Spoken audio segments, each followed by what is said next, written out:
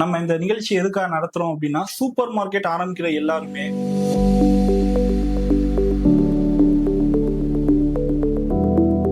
இன்னைக்கு வந்து பிசினஸ் யார் வேணா பண்ணலாம், எப்படி வேணா பண்ணலாம். ஆனா ஸ்ட்ரக்சர்லாம் எப்படி ஆப்ரேட் பண்றது, அதை வந்து எது எப்படி பண்ணணும்.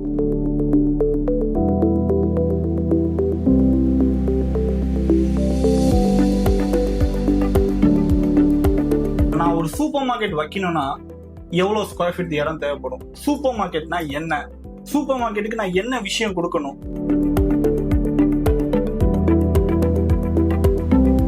சார், சூப்பர் மார்க்கெட்னா வந்துட்டு பொருள் வாங்கி வச்சோன்னா விற்குமோ விற்காதோ, எக்ஸ்பீரி ஆச்சுன்னா அதை நான் எப்படி பண்ணுவேன் அப்படிங்கிற ஒரு பின்மை இருக்கு. அதை நீங்க வந்து உங்க பிராண்ட் ரீதியா அதை நீங்க எப்படி எங்களுக்கு தெளிவுபடுத்துறீங்கன்னு கொஞ்சம் சொல்ல முடியுமா சார்?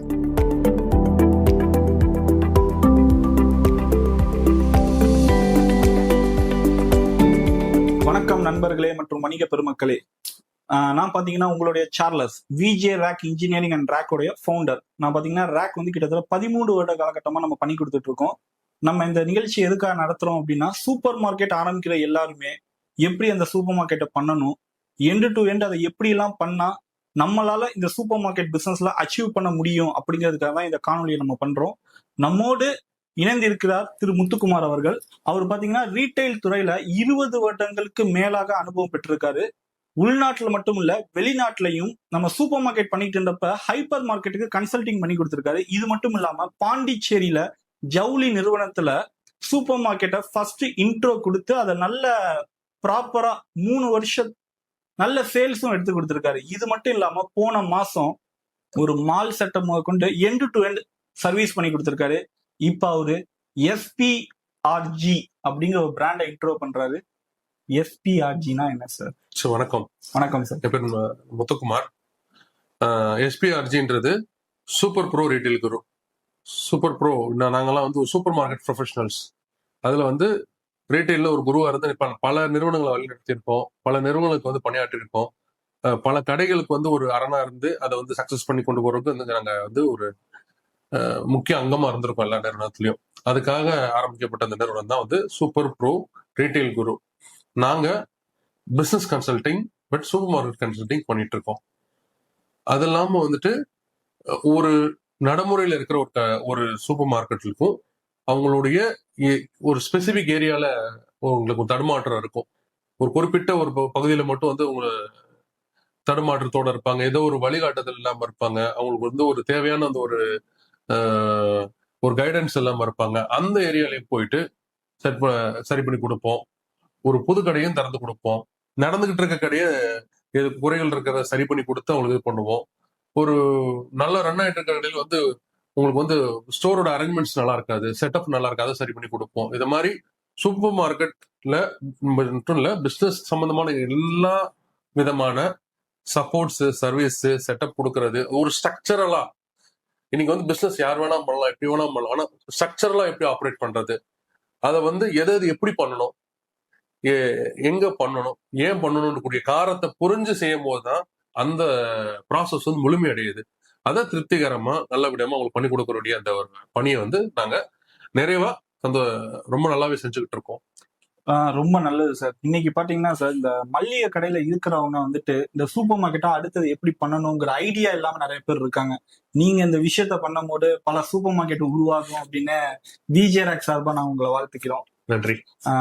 இப்ப ஃபர்ஸ்ட் விஷயம் என்ன அப்படின்னா, சூப்பர் மார்க்கெட் அப்படின்னா ஒரு பொதுமக்கள் பார்வை எப்படி இருக்குன்னா, அது ஒரு மல்லிகை.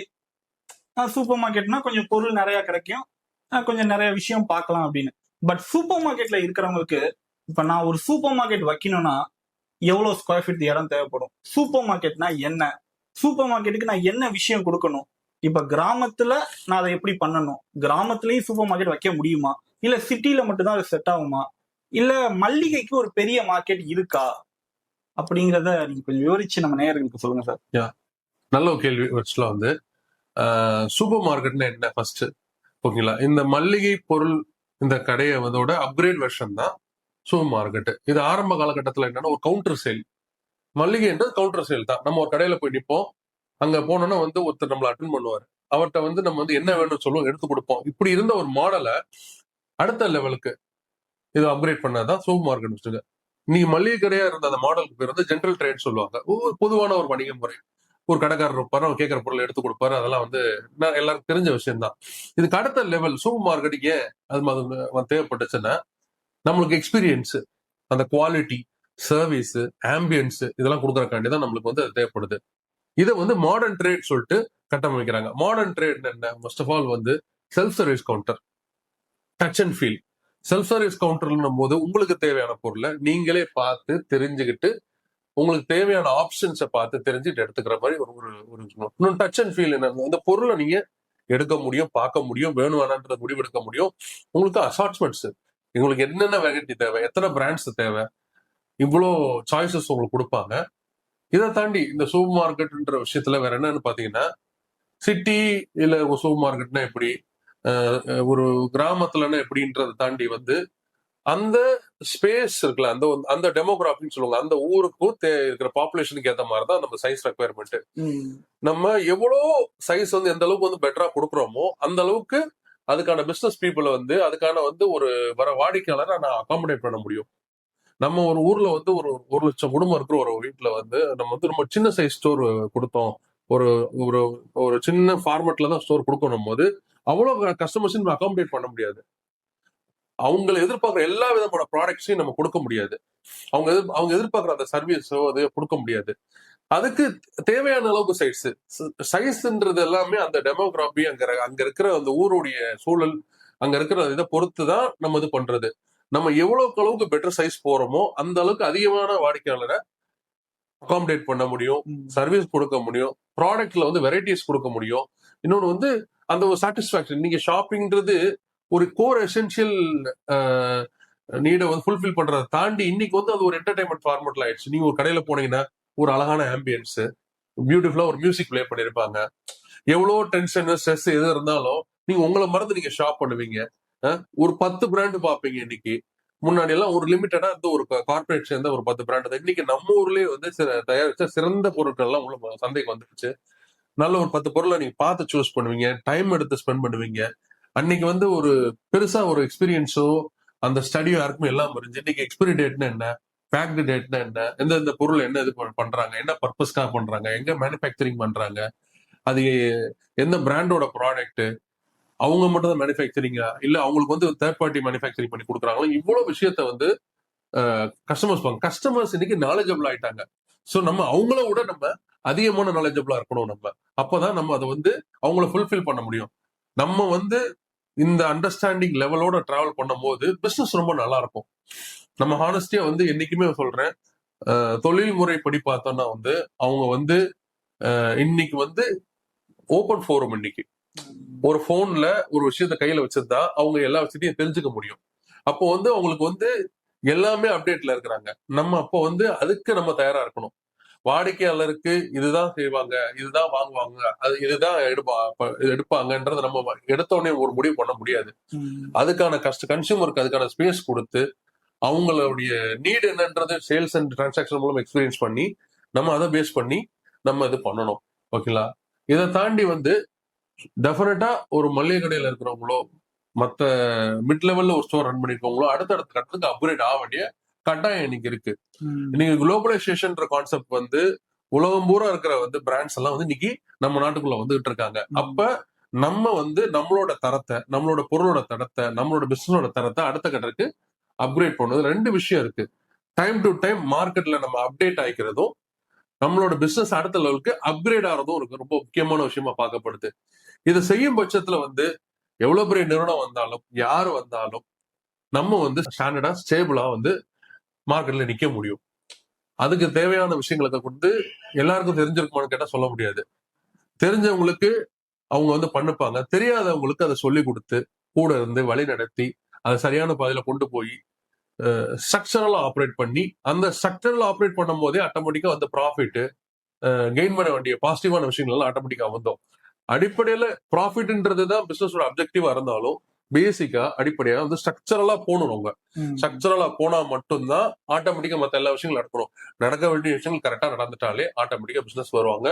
அகாமடேட் பண்ற ஸ்பேஸ்க்கு ஏற்ற வால்யூம் பிசினஸ் ஆட்டோமேட்டிக்கா நடக்கும். இல்ல சார், நீங்க சொன்னதுல இருந்து எனக்கு ஒரு விஷயங்கள் கண்டிப்பா புரிஞ்சுச்சு. அதாவது சூப்பர் மார்க்கெட்டுங்கிறது அந்த இடத்துக்கு ஏற்ற மாதிரி தான் சைஸ், நீங்க சைஸ் பெருசா வச்சிருந்தா வால்யூமா பிசினஸும் தாராளமா நடக்கும் அப்படிங்கிறீங்க. இப்ப ஸ்ட்ரக்சரலா இப்ப ஒருத்தர் கொண்டு வரணும். இப்ப நான் இருக்கேன். இப்ப நீங்க சொல்றது பாத்தீங்கன்னா ஒரு எம்பிஏக்கும் ஒரு டிகிரிக்கும் படிச்ச ஹோல்டருக்கு அதை ஸ்ட்ரக்சர் கொண்டு வரது ஒரு விஷயம் என்னங்கிறது தெரியும். இப்ப இதுவே எங்க ஊரோட அண்ணாச்சியோ இல்ல என்னோட அப்பாவோ அவருக்கு பெருசா இப்ப வந்து ஒரு கல்வி அறிவே இல்லைன்னா அவரை எப்படி நீங்க ஸ்ட்ரக்சர் பண்ணுவீங்க? அதுக்கு நம்ம என்ன விஷயங்கள் பண்ணணும்? அதை கொஞ்சம் எளிமையா விவரிச்சீங்கன்னா கொஞ்சம் நல்லா இருக்கும் சார். ரொம்ப சிம்பிளா ஒண்ணு சொல்லணும். ஒரு ஒரு அண்ணாச்சியா இருந்து கடை நடத்துறதுக்கும் ஒரு கிராஜுவேட் கடை நடத்துறதுக்கும் வித்தியாசம் பாத்தீங்கன்னா, ஆக்சுவலா வந்து ஒரு அண்ணாச்சி வந்து ஒரு எம்பிஏஓ டிகிரி படிச்சவரோட பெட்டரா நடத்துவார் ஆக்சுவலா. கண்டிப்பா சார், உழைப்பு சார். ஆமா. இன்னைக்கு அவருக்கு என்ன விஷயங்கள்னா, இன்னைக்கு உள்ள டெக்னாலஜி, இன்னைக்கு உள்ள செட்டப், ஓகேங்களா, இன்னைக்கு உள்ள கட்டமைப்புக்கு அடாப்ட் ஆறதுக்கு தான் அவருக்கு கைடன்ஸ் தேவை. கண்டிப்பா. ஆனா இந்த படிச்சு எல்லா தெளிவோட வர்றவங்களுக்கு வந்து முழுமையாவே வழிகாட்டுதல் தேவைப்படுது. ஏன்னா தியரிட்டிக்கல் எக்ஸ்பீரியன்ஸ் வேற, பிராக்டிகல் எக்ஸ்பீரியன்ஸ் வேற.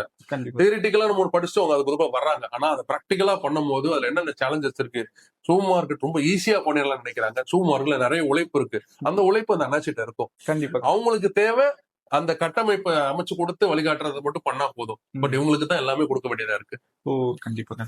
இப்ப புரிஞ்சு சார். இப்ப இன்னொரு விஷயம் என்ன, இப்ப நீங்க சூப்பர் மார்க்கெட்டை பத்தி இவ்வளவு விவரிச்சு சொன்னீங்க. சூப்பர் மார்க்கெட்டுங்கிறது ஒரு நல்ல குவாலிட்டியான பிசினஸ் அப்படின்னு. இதுக்கு ஏதாச்சும் இப்ப நீங்க சொன்ன மாதிரி அப்டேஷன் நடந்திருக்கு அப்படின்னீங்க.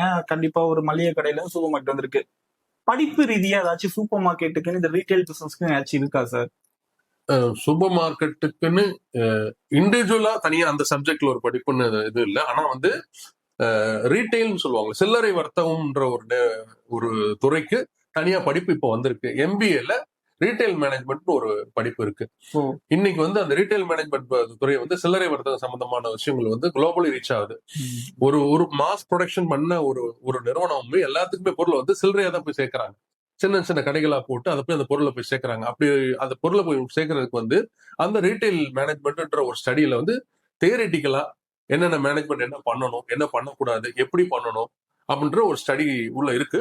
பட் என்னதான் அந்த தியரிட்டிக்கல் ஸ்டடி இருந்தாலும் ப்ராக்டிக்கலா அவங்க எக்ஸ்பீரியன்ஸ் பண்ணும்போது, ப்ராக்டிக்கலா எக்ஸ்பீரியன்ஸ் பண்ணக்கூடாது, டிராவல் பண்ணும்போது இன்னும் எக்ஸ்ப்ளோர் பண்ண வேண்டிய விஷயங்கள் நிறைய இருக்கும். அதை கத்துக்கிறதுல அவங்களுக்கு யூஸ் இருக்கும். ஓ இப்ப நீங்க சொன்னதுக்கு அப்புறம் தான் எனக்கே தெரியுது. நான் என்ன நினைச்சேன்னா பிஎஸ்சி வந்து பிசிக்ஸ், கெமிஸ்ட்ரி, பயாலஜின்னு நினைச்சேன். ரீட்டைலையும் எம்பிஏ வரைக்கும் இருக்குங்கிறது நீங்க சொன்னதுக்கு அப்புறம் தெரியுது.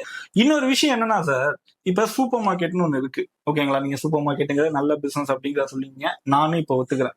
சூப்பர் மார்க்கெட்ல எக்ஸ்பெரி அப்படின்னு ஒரு விஷயம் இருக்கு. இப்ப நான் வந்து இப்போ சூப்பர் மார்க்கெட் நீங்க சொன்னதுக்கு அப்புறம் நான் வைக்கணும்னு நினைக்கிறேன்னு வச்சுக்கோங்களேன். எனக்கு ஒரு பயம் இருக்கு சார். சூப்பர் மார்க்கெட்னா வந்துட்டு பொருள் வாங்கி வச்சோன்னா விக்குமோ விற்காதோ, எக்ஸ்பீரி ஆச்சுன்னா அதை நான் எப்படி பண்ணுவேன் அப்படிங்கிற அந்த ஒரு பின்மை இருக்கு. அதை நீங்க வந்து உங்க பிராண்ட் ரீதியா அதை நீங்க எப்படி எங்களுக்கு தெளிவுபடுத்துறீங்கன்னு கொஞ்சம் சொல்ல முடியுமா சார்? இது வந்து பேசிக்கா வந்து அந்த வழிகாட்டுதல் தான் ஃபர்ஸ்ட் மேட்ரு. எல்லா விஷயம் தெரிஞ்சுட்டு எல்லாரும் வரப்போறது இல்லை. நானும் வந்து கத்துக்கிட்ட விஷயத்தான் வந்து எல்லாருக்கும் சொல்லிக் கொடுக்கணும்னு நினைக்கிறேன். நானு நம்ம எவ்வளவு வாங்கணும், எதுக்கு வாங்கணும், ஓகேங்களா, இந்த ஒரு அண்டர்ஸ்டாண்டிங் இருக்கு. ஒவ்வொரு பொருளுக்குமே குறிப்பிட்ட காலாவதி இருக்கு. இன்னைக்கு வந்து ஃபுட் ப்ராடக்ட்ல உணவு சம்பந்தமான எல்லா பொருள்லயுமே வந்து காலாவதி இல்லாம கிடையாது. நான் ஃபுட்டுக்கே காலாவதி உண்டு, எக்ஸ்பைரி டேட் உண்டு. அப்போ வந்து ஒரு வாரத்துல எக்ஸ்பைரி ஆகிறதுக்கு என்ன பர்ச்சேஸ் பண்ணணும், ஒரு மாசத்துல எக்ஸ்பைரி ஆகிறதுக்கு எவ்வளவு பர்ச்சேஸ் பண்ணணும், 3 மாசத்துல எக்ஸ்பைரி ஆகிறதுக்கு எவ்வளவு பர்ச்சேஸ் பண்ணணும். நம்மளுடைய வியாபாரத்துல வந்து நம்மளுக்கு பெரிய பக்கபலமா இருக்க போறது இந்த வியாபாரம் நடக்கக்கூடிய அந்த டேட்டா. அந்த டேட்டாவை பேஸ் பண்ணி தான் எல்லா ரோலும் ப்ளே பண்ணோம். நான் ஒரு பொருள் வாங்குறேன், ஒரு வாரத்துல வந்து ஒரு எக்ஸ்பைரி ஆகிற ஒரு பொருள் அது ஒரு வாரத்துக்கு நான் 24 பீஸ் விக்குதுன்ற பட்சத்துல நான் வந்து 24 பீஸ் வாங்குறதுக்கான தேவையில்லை. ஆக்சுவலா அந்த புரிதல் இல்லாம எக்ஸஸ் பையிங் பண்ணும் போது தான் அது இதாகும். அண்ட் க்ரோயிங் பிசினஸ்ல எப்படின்னா அந்த சேல்ஸோடைய கிராப்பை வந்து ஸ்டடி பண்ணிக்கிட்டே இருக்கணும். இப்போ ஒரு ஸ்டார்ட் அப் பிசினஸ்ல இன்னைக்கு 24, இந்த வாரம் 24, இப்போ அடுத்த வாரம் வந்து கஸ்டமர் வாக்கின் வந்து பிசினஸ் இம்ப்ரூவ் ஆகும்போது ஆட்டோமேட்டிக்கா அது வந்து 36 பீஸா விற்க ஆரம்பிக்கும். இந்த சேல் டேட்டாவோட டைம் டு டைம் அந்த கிராப்பை ஸ்டடி பண்ணி அந்த ஸ்டேட்டாவை பேஸ் பண்ணி நம்ம ப்ரொக்யூர்மெண்ட் பண்ணணும். அந்த ப்ராடக்டோட நாலேஜோட ப்ரொக்யூர்மெண்ட் பண்ணும்போது, கரெக்டா பண்ணும்போது இந்த காலாவதியை தவிர்க்கிறதுக்கு வழிமுறை. அது இல்லாம வந்து ஜென்ரலா ரீட்டைல்ல ஒரு ஃபாலோ பண்ற மெத்தட் தான் ஃபர்ஸ்ட் இன் ஃபர்ஸ்ட் அவுட்னு சொல்லுவாங்க, ஃபீஃபோன்னு சொல்லுவாங்க. முதல்ல வந்த பொருளை கரெக்டான முதல்ல அடிக்க அந்த பொருளை விற்கணும், ஓகேங்களா? இன்னொன்று வந்து பேசிக்கா ஒரு அண்டர்ஸ்டாண்ட் பண்ண வேண்டிய விஷயம் என்னன்னா, எக்ஸ்பெரியை பத்தி மிஸ் அண்டர்ஸ்டாண்டிங் நிறைய இருக்கு. ஒரு பிரெட் கடைக்கு வருது, ஒரு சப்பாத்தி கடைக்கு வருது, அதுக்கு 3 நாள் தான் லைஃப். இன்னைக்கு கஸ்டமரே வந்து என்ன பண்ணுவாங்க, இன்னைக்கு வந்து ரேட் இல்லையான்னு கேட்பாங்க. கண்டிப்பா. அது ஒரு வேலையில கன்சியூம் பண்ண வேண்டிய ஒரு ப்ராடக்ட், அது தேர்ட் டே கூட நீங்க கன்சியூம் பண்ணிக்கலாம். இப்போ ஒரு வருஷம் உள்ள ஒரு ப்ராடக்ட்டுக்கு வந்து என்ன பண்ணுவாங்கன்னா, நம்ம 6 மாசம் சில நேரம் நம்மளுக்கு மேனுஃபேக்சர் ஆகி நம்மளுக்கு லாஜிஸ்டிக்ஸ் எல்லாம் தாண்டி இங்க வர்றதுக்கே நம்மளுக்கே ஒரு 3 மாசம் ஆயிடுது. இந்த மாசம் வந்து ஃப்ரெஷ் பேட்ச் இல்லையான்றாங்க. ஒரு ஒரு இதை பொறுத்த வரைக்கும், எக்ஸ்பைரி பொறுத்த வரைக்கும் ஒரு தெளிவுபடுத்த விரும்புறேன். ஆக்சுவலா இந்த கட்டமைப்பு எப்படி செயல்படுதுன்றதை உங்களுக்கு நான் சொல்றேன். நான் ஒரு நிறுவனம் வந்து லைவ் டெஸ்டிங் பண்ணுவாங்க. லைவ் டெஸ்டிங் பண்ணும்போது ஒரு பொருளுக்கு வந்து அதிகபட்சம் ஒரு 14 மாசம் கால அவதி வருது, 14 மாசம் கழிச்சு அது எக்ஸ்பைரி ஆகுது அப்படின்ற பட்சத்துல அந்த நிறுவனம் என்ன பண்ணுவாங்கன்னா 14 மாசம் கொடுக்க மாட்டாங்க. 12 மாசமோ 8 மாசமோ 9 மாசம் தான் காலாவதியா கொடுப்பாங்க. சோ இந்த பீரியட்குள்ள நீங்க உங்களுடைய பொருளை தாராளமா யூஸ் பண்ணலாம். அதை தாண்டி ஃபியூ கேசஸ் ஏதாவது இஷ்யூ வருதுன்னா கூட அந்த நிறுவனம் அதுக்கு தயாரா இருப்பாங்க. ஒவ்வொரு பொருளையும் நீங்க பேட்ச்னு ஒரு பொருள் விஷயம் போட்டிருப்பாங்க. அந்த பேட்சை நீங்க எடுத்து பாத்தீங்கன்னா அந்த பேட்ச்க்கு வந்து ஒரு பீஸ் சாம்பிள் மேனுஃபேக்சரிங் மூலமா எடுத்து வச்சுப்பாங்க. அது அண்டர் கரெக்டான கண்டிஷன்ல ஸ்டோர் பண்ணி எல்லாம் கரெக்டா இருந்து அது கெட்டு போச்சுன்னா அதுக்கு அந்த நிறுவனம் பொறுப்பு. நீங்க உங்ககிட்ட இருக்கிற அந்த பொருள் வந்து ப்ராப்ளம் வருதுன்னா அவங்ககிட்ட அந்த பேட்ச்ல இருக்க பொருள்லயும் ப்ராப்ளம் வரும். அப்படி ப்ராப்ளம் வந்துச்சுன்னா இட்ஸ் a genuine கேஸ், டெஃபினட்டா அந்த கம்பெனி ஆன்சரபிள் ஃபார் தட். அதை தாண்டி ஸ்டோர் பண்ற மெத்தட் சரியில்லாம அன்கண்டிஷனலா தப்பா ஸ்டோர் பண்றது மூலமா வர இஷ்யூஸ்க்கு வந்து அந்த ரெஸ்பான்சிபிலிட்டி எடுத்துக்க மாட்டாங்க. இந்த எக்ஸ்பீரியோடைய அண்டர்ஸ்டாண்டிங் வந்து எல்லாருக்குமே தேவை. அந்த பீரியடுக்குள்ள அதை நம்ம பயன்படுத்தலாம். இன்னொன்னு வந்து எந்த பீரியட் இருக்கோ, எவ்வளவு கன்சப்ஷன் இருக்கோ, எவ்வளவு தேவை இருக்கோ, எவ்வளவு வியாபாரம் ஆகுதோ அதுக்கேற்ற மாதிரி நம்ம பர்ச்சேஸ் பண்ணி ஃபர்ஸ்ட் இன் ஃபர்ஸ்ட் ஒரு மெத்தட் கரெக்டா ஃபாலோ பண்ணா இந்த எக்ஸ்பைரி ப்ராப்ளத்தை நம்ம தவிர்க்கலாம். ஓகே சார், ரொம்ப நன்றி. எனக்கே இப்ப பாத்தீங்கன்னா இதுக்கு முன்னாடி வந்துட்டு நான் என் நண்பர்களை பார்க்கும்போது சூப்பர் மார்க்கெட் அப்பா அது வந்து நிறைய எக்ஸ்பைரி ஆயிரும், இதுவே நம்ம வேற இது பண்ணோம்னா எக்ஸ்பைரி லாஸ்டா இருக்கும் அப்படின்னு நீங்க சொன்னீங்க. ஆனா நீங்க சொன்னதுக்கு அப்புறம் எனக்கு ஒரு புரிதல் என்ன ஆச்சுன்னா, எவ்வளவு கஸ்டமர்ஸ் எவ்வளவு நம்ம இது பண்றோம், அதை எப்படி நம்ம கூட்டுறோம், அதை பொறுத்துதான் நம்மளுடைய பிசினஸ் இருக்கு. ஏன்னா பிசினஸே வந்துட்டு நம்மளுடைய ஷாப்லயோ இல்ல ரேக்லயோ வேற எதுலயும் இல்ல, ப்ராடக்ட். அந்த ப்ராடக்டை சேல் பண்றதெல்லாம் இருக்குங்கிற ஒரு புரிதல், நல்ல ஒரு புரிதல் இருந்துச்சு. இன்னொரு விஷயம் என்னன்னா சார், இப்ப இன்னைக்கு வந்து இந்த தமிழ்நாட்டிலேயே சொல்றது, நான் மட்டும் புதுசா சொல்ல போறது இல்ல, வேலைக்கு ஆள் கிடைக்கல அப்படிங்கிறாங்க. நம்ம சூப்பர் மார்க்கெட் பிசினஸ் எப்படி இந்த ஓனர் இருந்து பாக்குற பிசினஸா, இதுக்கு எப்படி ஸ்கில்டு லேபர்ஸ் வேணுமா இல்ல அன்ஸ்கில்டு லேபர்ஸையுமே ரெடி பண்ணலாமா, இதுல எப்படி சார் அந்த லேபர் ப்ராப்ளம்லாம் இருக்கு, கொஞ்சம் நமக்கு சொல்ல முடியுமா? சூப்பர் மார்க்கெட் பொறுத்த வரைக்கும் வந்து ஒரு புரிதலின்மை நிறைய இருக்கு, குறைச்சு மதிப்பிடுற தன்மை நிறைய இருக்கு. ஓகேங்களா? அன்னைக்கு வந்து நான் சூப்பர் மார்க்கெட்ல கரியர் ஸ்டார்ட் பண்ணும் போதே வந்து என்னோட உறவினர்களோ என்னோட நண்பர்களோ வந்து நின்ன நீ சூப்பர் மார்க்கெட்ல வேலை பார்க்குற, உனக்கு இதுல உனக்கு என்ன எதிர்காலம் கிடைக்க போகுதுன்ற மாதிரி குறைச்சு மதிப்பிட்டாங்க. நான் இன்னைக்கு ஒரு ஒரு விஷனோட தான் இருந்தேன். எனக்கு கிடைச்ச தொழில் இது, இதை வந்து நான் ஆத்மார்த்தமா நிறைவா பண்ணணும், இதுல இன்னும் கத்துக்கணும், அடுத்தடுத்த லெவலுக்கு போகணும்னு நான் ஆசைப்பட்டேன். அதை வந்து நான் முழுசா பயன்படுத்தி அடுத்தடுத்த லெவலுக்கு போறது, கத்துக்கிறது, என்ன நான் அப்டேட் பண்ணிக்கிறது, என்ன நான் அப்கிரேட் பண்ணிக்கிற வேண்டிய வேலைகள் எல்லாம் அதை கரெக்டா செஞ்சதுனால இன்னைக்கு வந்து ஒரு நிறுவனத்துக்கு வந்து தலைவர் போற வரைக்கும் இருந்துட்டு இன்னைக்கு வந்து நான் அந்த விஷயத்த வந்து எல்லாருக்கும் சொல்லி கொடுக்கணுன்றக்காண்டி இந்த கன்சல்டிங் ஃபார்மேட்ல வந்திருக்கேன். அந்த புரிதலின்மையினால எந்த துறையிலுமே நேர்த்தியா உண்மையா முழுமையா அதை கத்துக்கிட்டு அதுல செயல்படும் பட்சத்துல வந்து அவங்களால கண்டிப்பா வளர முடியும், மேல மேல வர முடியும். And once upon a time ஒரு காலகட்டத்திலாம் வந்து சூப்பர் மார்க்கெட்ல இருக்கலே கம்மி சம்பளமா இருந்துச்சு. இன்னைக்கு சூப்பர் மார்க்கெட்ல நல்ல சம்பளம் கொடுக்க ஆரம்பிச்சிட்டாங்க. கண்டிப்பா சார், நானே வந்துட்டு ஒரு ஆட் பார்த்தேன், 18K வரைக்குமே சேலரி கொடுக்குறாங்க. ஆமா, பட் அந்த பாஸ்ட் நான் ஃபீல்டுக்கு வந்தப்போ ஒரு 10 to 12 இயர்ஸ் பாத்தீங்கன்னா 8K 6K தான் இருக்கும். இன்னைக்கு நல்லா இருக்கு. இந்த பார்வையாளர்கள் எல்லாருக்கும் நான் சொல்ல ஒரு விஷயம் என்ன தெரியுமா, சூப்பர் மார்க்கெட்ல எக்ஸ்பீரியன்ஸ் ஆளுங்க அன்னையில இருந்து இன்ன வரைக்கும் எக்ஸ்பீரியன்ஸ் பர்சன்ஸ்க்கு எல்லாருக்குமே மேன் பவர் ஷார்டேஜ்ல தான் இருக்கு. எவ்வளவு பேர் வர்றவங்களும் வரலாம், அவ்வளோ அகாமடேட் பண்ற அளவுக்கு வேகன்சி நிறைய இருக்கு. அந்த வேகன்சிய உள்ள வந்து நீங்க கத்துக்கிட்டு உங்களை அடுத்தடுத்த கட்டத்துக்கு அப்கிரேட் பண்ணும் போது உங்களுடைய சேலரி லெவல் ஷார்ட் டேர்ம்ல வந்து ஹையர் லெவலுக்கு போயிடும். இதை நீங்க எந்த அளவுக்கு திறமையா பயன்படுத்திக்கிறீங்க. சரி, தொழில்ல வந்து எதுவுமே குறைச்சது ஜாஸ்தி அப்படிலாம் ஒண்ணுமே கிடையாது. இன்னைக்கு ஐடி துறைக்கு இணையா நான் ஏர்ன் பண்றவங்களும் சூப்பர் மார்க்கெட்ல இருக்கிறாங்க, அதோட அதிகமா ஏர்ன் பண்றவங்களும் சூப்பர் மார்க்கெட்ல இருக்கிறாங்க. ஓகேங்களா? இது ஒரு நேர்த்தியான தொழில், ஒரு கோர் எசென்சியல். இன்னைக்கு வந்து எது இல்லாமனா இருக்கலாம், வந்து நம்ம வந்து சாப்பாடு இல்லாம இருக்க முடியுமா, சமைக்காம இருக்க முடியுமா? கல்ச்சரலி நம்ம வந்து ஒரு குக்கிங் ஹேபிட் உள்ள ஒரு நாடு. நம்ம வந்து என்னன்னைக்கெல்லாம் வந்து நாள் பொழுதா விடிஞ்சா 3 வேளை 4 வேளை சாப்பிடணும். அதுக்கு மளிகை ஜாமான் தேவை. அதுக்கு இந்த பிசினஸ் கண்டிப்பா எப்பயுமே இருக்கும். கண்டிப்பா சார், கண்டிப்பா. ஏன்னா கொரோனா டைம்ல பாத்தீங்கன்னா எதுக்குமே ரிலாக்ஸேஷன் கொடுக்கல, கொடுத்தது ஃபுட்டுக்கு தான்.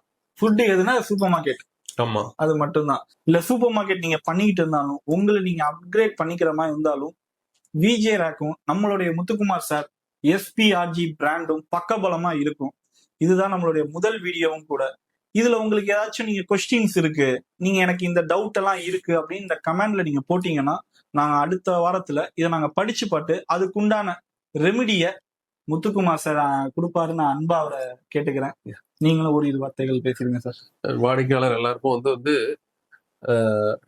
என்னுடைய முதல் எண்ணமே வந்து என்னன்னா வந்து இது எப்படி இந்த கன்சல்டிங் ஐடியா ஸ்டார்ட் ஆனது ஒரு சின்ன ஒரு எக்ஸ்பீரியன்ஸா ஷேர் பண்றேன். நான் ஒரு இடத்துக்கு போவேன், அது என்ன ஒரு பிசினஸா வேணா இருக்கலாம். அங்க போகும்போது ஏதோ ஒரு விஷயம் கண்ணு குறைந்த தெரியும் போது அதை வந்து பார்த்து, இல்லைங்க இது இப்படி பண்ணாதீங்க, இது இப்படிதான் பண்ணணுங்க அப்படின்னு சொல்லிட்டு, அப்படிங்களா, சரிங்க, எனக்கு தெரியாதுங்க, சாரிங்க, ரொம்ப தேங்க்ஸ்ங்க, நான் மாத்திக்கிறேன் அப்படின்னு சொல்லுவாங்க. இப்படி எங்க போனாலுமே வந்து நம்ம கண்ணுக்கு பட்ட ஒரு சின்னதா ஒரு ஒரு குறைனால வந்து எவ்வளவு நிறுவனம் வந்து தடுமாறும். அது சின்ன விஷயமா இருக்கலாம், அதனால ஒரு பெரிய ஒரு பாதிப்புகளை சந்திப்பாங்க. அதை வந்து சொல்ல ஆரம்பிக்கும் போது வந்து நம்மளுக்கு வந்து இது ஏன்னா எல்லா பணமும் வந்து எல்லாரோட பணமும் உழைப்புல வருது. அது யாரோட பணமும் வேஸ்டா போக கூடாது. கண்டிப்பா சார். ஓகேங்களா? அவங்க தொழில் தொடங்கி எவ்வளவு ஆசைகளோட கனவுகளோட தொடங்கும் போது சரியான வழிகாட்டுதல் இல்லாம எவ்வளவு பேர் வந்தாங்க பிசினஸ்ல வந்து தடுமாறக்கூடிய சூழலோ வேற என்னமோ நிறைய விஷயங்கள் நடக்குது. அதை தவிர்க்கணும். நம்ம எது பண்ணணும், சொல்லிக் கொடுக்க ஆரம்பிச்சோம் ஒன்னா. அப்படி சொல்லும் போது வந்து எனக்கு தெரிஞ்ச ஒரு வெல்விஷர் என்ன பண்ண, நீங்க இவ்வளவு விஷயம் சொல்லி கொடுங்க, இதே கன்சல்டிங் மாதிரி நீங்க பண்ணக்கூடாது. கன்சல்டிங்க என்ன, ஓகே இது நீங்க சொல்லிக் கொடுக்கறதாங்க கன்சல்டிங், தெரியாத சொல்லிக் கொடுங்க, வழிகாட்டுங்க, என்ன பண்ணணும்னு சொல்லுங்க, அதை நாங்க இது பண்ணி ஒரு சின்னதா ஒரு அதுக்கு ஒரு என்ன சொல்றது சன்மானம் மாதிரி ஏதோ ஒரு ஃப்ரெண்ட்லியா ஒண்ணு கொடுத்தாங்க. இப்படி ஆரம்பிச்சு ஓகேங்களா, எல்லா பேருமே பிசினஸ்ல வரணும். ஓகேங்களா, இன்னைக்கு வந்து சுயசார்பு பொருளாதார கொள்கையை நோக்கி நம்ம போயிட்டு இருக்கோம். எல்லாருமே ஜெயிக்கணும். நம்ம வந்து இப்ப 3 ட்ரில்லியன் தாண்டி போயிட்டோம், ஜப்பானை கிராஸ் பண்ணி போயிட்டோம் நினைக்கிறேன். சோ இந்த சுயசார்பு பொருளாதார கொள்கை பொண்ணு எல்லாருமே தொழில் ரீதியா அப்கிரேட் ஆகணும், தெரியாத விஷயங்களை தெரிஞ்சுக்கணும், பணத்தோட மதிப்பு அறிஞ்சு எப்படி அதை ஃபண்ட் மேனேஜ் பண்ணணும்ன்ற எல்லாத்தையும் தெரிஞ்சுக்கிட்டு கரெக்டா பண்ணணும்ன்ற ஒரு ரீசனுக்காக தான் கன்சல்டிங்னு ஒண்ணு சின்ன சின்னதா ஆரம்பிச்சேன். ஒரு ஸ்டேஜுக்கு அப்புறம் ஒரு நிறுவனத்தை வளர்த்தோம், ஒரு நிறுவனத்துக்குள்ள இருந்தோன்றதை தாண்டி இதை மாதிரி ஒரு 100 பேரை உருவாக்கணும், 1000 பேரை உருவாக்கணும், அவங்களுக்கு வழிகாட்டணும். எவ்வளவு பேர் வந்து இது எப்படி செய்யணும்னு தெரியாம தவிச்சுட்டு இருக்காங்க. கண்டிப்பா முதல் போட்டு வந்து அதை வந்து சரியா பயன்படுத்த முடியாம வந்து சஃபர் ஆறாங்க. கண்டிப்பா கண்டிப்பா சார். அதை வந்து சரி பண்ணி கொடுக்கணும், நல்லபடியா அவங்கள வந்து கைப்பிடிச்சு சக்சஸ்ஃபுல்லான ஒரு பாதையில கொண்டு போகணுன்றக்கான தான் இந்த நிறுவனம் ஸ்டார்ட் பண்ணிருக்கு. சூப்பர் ப்ரோ ரீட்டைல் குருவை நீங்க எல்லாருமே பயன்படுத்திக்கணும், உங்களுடைய வளர்ச்சியான பாதையில கொண்டு போகணும், ஒரு ஸ்ட்ரக்சரலான நிறுவனத்தை உருவாக்கணும். ஸ்ட்ரக்சரலான நிறுவனம் இருந்தாலே லாபம் மத்தால கரெக்டா வந்துடும் ஆட்டோமேட்டிக்கா. கண்டிப்பா சார். உங்களுடைய சூப்பர் ப்ரோ ரீட்டைல் குரு நிறுவனம் மென்மேலும் வளரணும்னு சொல்லி விஜே ரேக் சார்பா வாழ்த்துறேன் சார். வாழ்க வளமுடன். நன்றி.